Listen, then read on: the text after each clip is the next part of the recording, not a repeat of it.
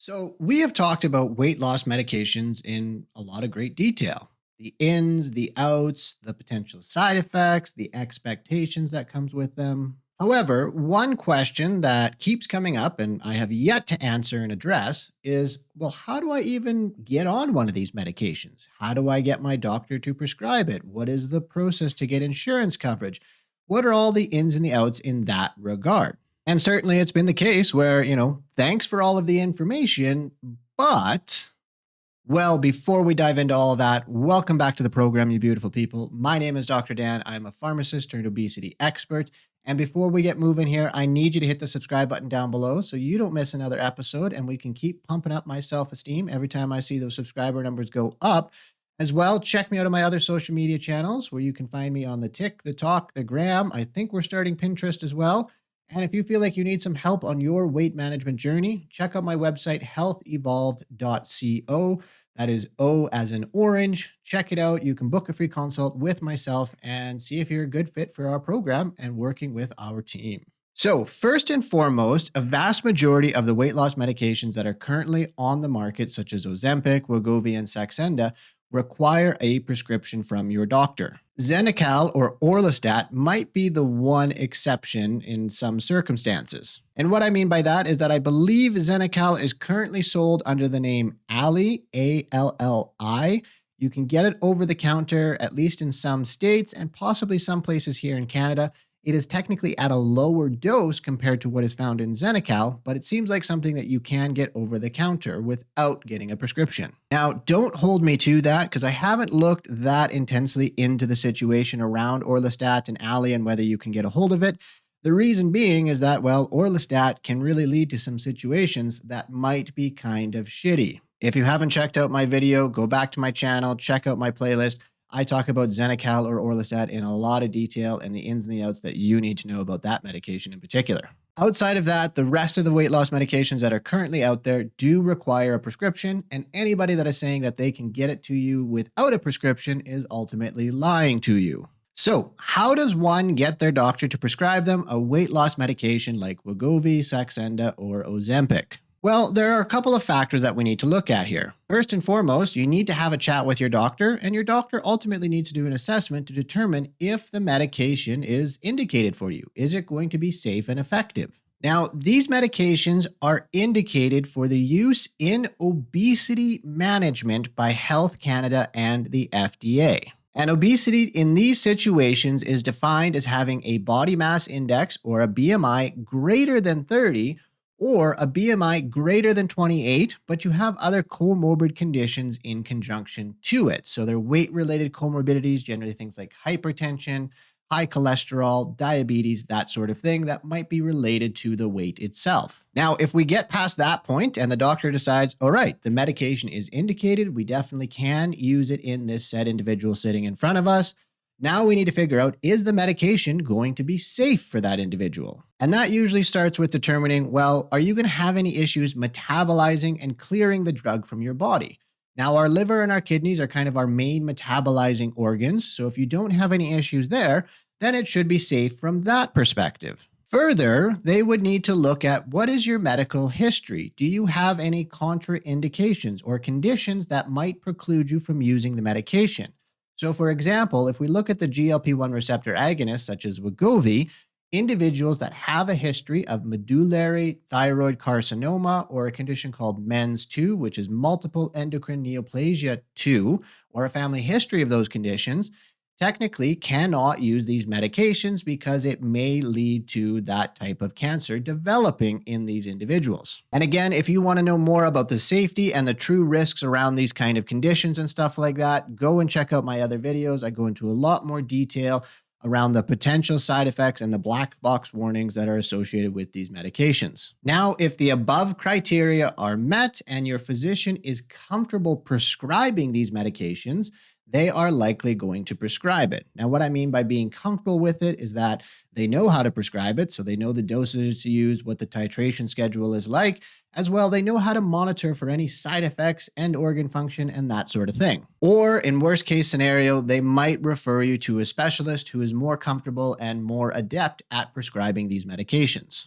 And I have certainly heard of cases where physicians have actually fat shamed their patients and said, well, you don't actually need a medication. You just need to eat less and move more. You need to stop being lazy. You just need to push the plate away and your problems would be solved. It is truly groundbreaking revelations that some of these individuals have. It's always the problem. Obviously, this is certainly a case of the stigma, bias, and discrimination that happens towards individuals that have obesity. Unfortunately, it is happening way too much still in our society. It is getting better, and people and physicians and clinicians are getting a better understanding as to what obesity actually is, and that it is a chronic disease, and that in some cases, medication therapy is necessary. And yes, in some situations, your physician might want to work with you on looking at lifestyle modalities first. Fundamentally, these medications are just a tool. They're not going to work unless we work on the lifestyle components as well. It just makes making those lifestyle modifications a bit easier in some cases. So, working with your doctor, creating that collaborative relationship in order to assure that you get the most effective therapy from whatever modality you decide to work with them on. Now, what if you don't technically have obesity based on the BMI? Because yes, the BMI is not always an effective measure of an individual's health status, their weight, and what have you when we look at an individual sitting in front of us. So perhaps you have a BMI that is below the cutoffs, but you still have an excess amount of adipose tissue that could be posing a health risk to you. As ultimately, the true definition of obesity is an excess amount of adipose tissue that poses a health risk. In these situations, it is really going to depend on your doctor or specialist that you're working with. The reason being is that if these medications are prescribed and you don't meet the BMI criteria above, technically it is considered off-label prescribing. A similar example comes up when we look at people getting Ozempic for weight loss alone. Technically, based from the FDA and Health Canada, Ozempic is only indicated for individuals that have type 2 diabetes. So if you are prescribed Ozempic and you don't have type 2 diabetes, we're only trying to manage your weight, then you are getting Ozempic as off-label. And this is still the case even though Wegovy, which is technically Ozempic, Wegovy has semaglutide, which is the same molecule in Ozempic. Wegovy is just at a higher dose. It's been rebranded. It's a different patent, goes to a higher dose. And Wegovy is specifically used for weight loss and weight management. That is the drug that your clinician technically needs to prescribe for it to be considered on label. Trust me, for the love of God, I know it is all very stupid. It is a mix of politics, regulatory authorities, clinician prescribing, and a whole whack-a-mole of other kind of crap around that, which just makes life a lot more challenging for all of us. But nonetheless, off-label prescribing can certainly have some inherent risks for the prescriber. For example, if a patient takes a medication and they end up having an adverse event and they were prescribed this medication off-label by their clinician, it could land them in hot water in terms of litigation and that sort of thing. So the bottom line in this case is that your doctor has to be comfortable with prescribing it. They have to know that the benefits of using a drug off-label outweigh the potential risks. They need to document a whole bunch of stuff on their end of things, but they just need to make sure it is as safe as possible for you to not only cover their licensing and everything in that sense, but to also make sure that it's going to be safe for you as well. Now, the next big hurdle, and probably the dumbest hurdle of them all, is going to be getting coverage from your insurance company. And they are ultimately going to have piles and piles of paperwork for both you and your physician to complete in order to get the special authorization for the drug to be covered. And when it comes to the insurance companies, they are going to stick very close to the BMI guidelines given by the FDA and Health Canada when it comes to deciding if they give approval for a drug or not.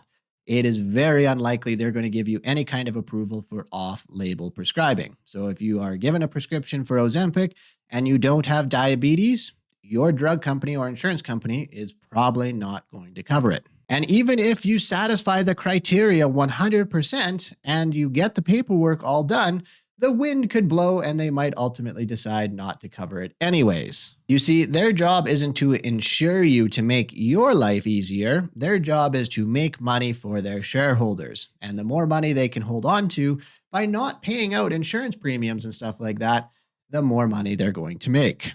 The number of special auth forms and appeals that I have had to write over the last couple of years is absolutely appalling, and it's probably only going to get worse as more and more medications come to the market, and especially as drug costs continue to rise. So, best wishes and kindest regards to everybody that is fighting in that realm, particularly your primary care providers. It is a royal pain in the ass that ultimately they don't get any kind of compensation for. So, hopefully, that clears up a few things in terms of how an individual gets prescribed these medications by their doctor, what kind of the step by step process is.